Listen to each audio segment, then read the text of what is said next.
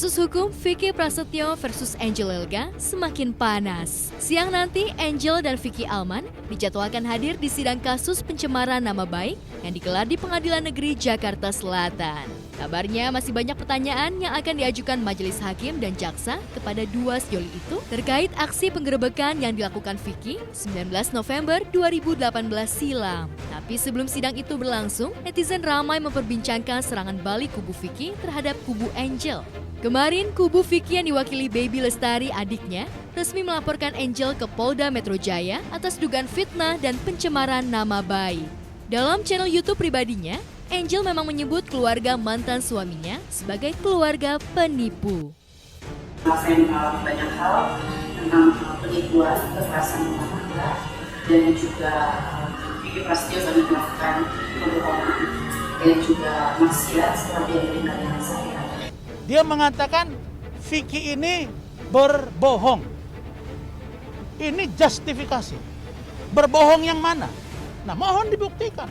Apa yang pernah Vicky berbohong sebelum dia nikah dan apa yang dibohongi Vicky setelah dia berbohong, setelah dia menikah.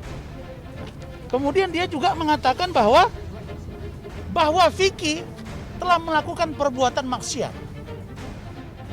Kalau dia mengatakan bahwa Vicky mengatakan bahwa Vicky melakukan perbuatan maksiat, maka Angel Elga harus dapat membuktikan kemaksiatan apa yang dilakukan oleh Angel Elga, oleh Vicky Prasetyo. Kak Vicky kan di dunia entertain gitu, terus juga kayak ada anak-anaknya di sekolah, sedangkan akun YouTube itu bisa diakses sama siapapun, bisa.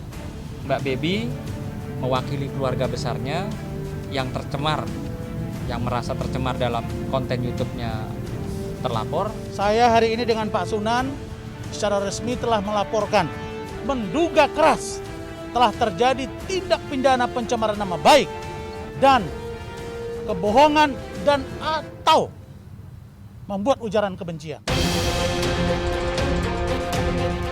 Ditemui beberapa waktu lalu, Angel mengaku sudah tahu kubu Vicky akan melaporkannya. Sejak dijebloskan ke rutan Salemba, kubu Vicky memang berupaya keras mencari celah untuk memperkarakan Angel. Mereka seolah mematok target, Angel harus mengalami hal yang sama dengan Vicky di penjara. Dia minta, "Bang, saya merasakan sakitnya sekarang. Tolong sakit saya ini dapat dirasakan oleh Angel." Makanya dia mengatakan harus sama rasa. Sama dirasa, sama dinikmati kalau dia enak, sama dirasakan kalau dia pahit. Karena Mbak Angel ngomong di TV katanya Vicky itu penipu dan membohong. Gimana tuh? Akan dilaporkan balik? Iya, itu hak setiap warga masyarakat lah. Kayaknya korbannya banyak deh, bukan cuma saya. Ya kan? Iya. Yang menyatakan dia seperti itu kan korban dan media juga sudah tahu track record-nya kan? Oke. Meski cuma dibela oleh satu law firm, Angel tetap optimis mampu memenangkan perkara yang dilaporkannya. Di sisi lain, Baby Lestari juga optimis mampu mempermalukan mantan kakak iparnya itu. Dan yang membuat perbincangan netizen semakin panas, kubu Angel dan Vicky kabarnya saling adu backingan. Lalu benarkah Vicky meminta bantuan pejabat kepolisian untuk memenjarakan Angel? Petinggi bintang A, bintang B yang membela Vicky. Kita akan hadapi bintang-bintang itu. Kita mendengar informasi, kita suara-suara miring di luaran, seolah-olah Angel ini di-backup oleh petinggi Polri. Saya ingatkan petinggi Polri itu, karena saya pernah membela calon Kapolri. Kalau memang ada yang membela itu dan terbukti, kami akan lakukan tindakan hukum. Gak ada yang jago di Republik.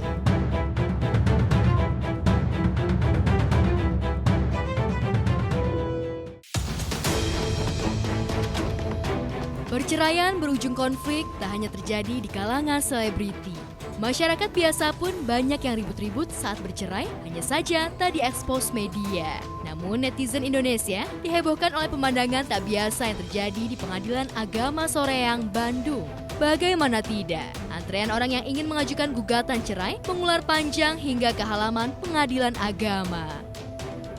Ini terkait dengan kenapa berita viral pada tanggal 24 Agustus 2020 ya, yang kemarin hari Senin itu. Memang kita kemarin itu kenapa bisa menjadi ramai, itu karena terdiri dari 3 pintu antrian. Yang pertama adalah antrian untuk persidangan, Yang kedua, antrian untuk perkara masuk yaitu melalui Pusbapum. Yang ketiga adalah antrian pengambilan akta cerai atau salinan putusan. Jadi kenapa kemarin itu ada antrian sidang kurang lebih sekitar 276 perkara. Perkara masuk tanggal 24 Agustus kemarin itu juga terdiri dari 71 perkara yang masuk. Itu pun juga masih ada waiting list. Saat aku sidang cerai juga antri sama aja, tapi tidak seperti antrinya kayak katanya di COVID dan tahun ini, karena sangat banyak yang antrinya dan berjarak harus menjaga jarak juga. Dan aku sayang aja dengan fenomena ini, karena itu kan hubungan yang memang sudah mengambil komitmen untuk dua orang menjadi satu pasangan, bukan malah menurun angka perceraian, tapi malah bertambah, bahkan nggak sampai ngantri. Menurut Humas Pengadilan Agama Soreang, dalam sehari jumlah yang mengajukan gugatan cerai bisa mencapai 150 orang. Karena ruang pencatatan gugat cerai tidak besar dan harus physical distancing, maka antrean pun mengular sampai keluar. Bisa jadi pandemi COVID-19 yang menciptakan pengangguran baru membuat banyak pasutri sering ribut masalah ekonomi hingga tak menemukan solusi selain menempuh jalan cerai. Kalau untuk perceraian yang terjadi rata-rata adalah karena faktor ekonomi. Itu yang pertama, faktor ekonomi itu yang paling banyak, yang mendominasi. Di pandemi ini banyak kesulitan, banyak suami yang di PHK, banyak keuangan, ekonomi itu salah satu untuk jadi motif perceraiannya. Bagi komedian Eli Sugigi yang sudah 4 kali bercerai, cinta saja tak cukup untuk mempertahankan biduk rumah tangga. Dibutuhkan pengorbanan, pengertian, dan kerelaan menerima pasangan apa adanya untuk mewujudkan keluarga sakinah. Lantas apakah Eli tak kapok untuk menikah lagi?